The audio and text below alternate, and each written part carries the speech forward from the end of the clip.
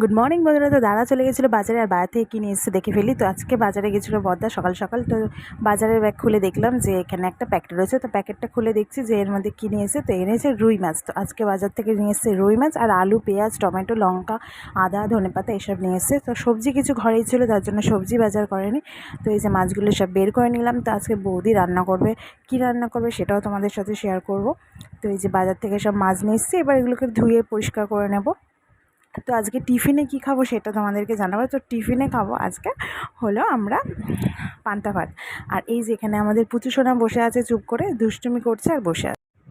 আর আমি যে তোমাকে বললাম আমরা আজকে পান্তা ভাত খাবো, তো এই যে দেখতে পাচ্ছ ডিম অমলেট হচ্ছে, ডিম ভাজা দিয়ে আজকে পান্তা ভাত হবে। তার সাথেও আরও কিছু আছে, থাকবে পেঁয়াজি। তো এই যে এখানে সব কিছু পেঁয়াজির জন্য সব রেডি করছে, বেসন, পেঁয়াজ, কালো জিরে, লঙ্কা সব কিছু দিয়ে বেসনটাকে মাখা হবে।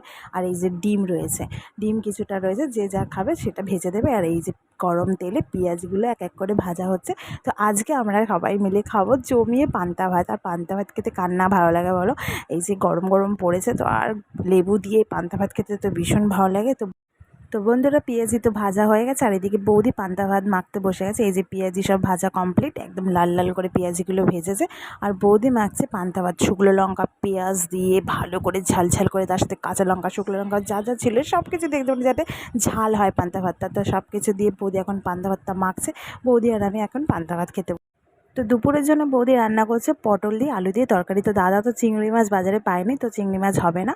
তো এই যেখানে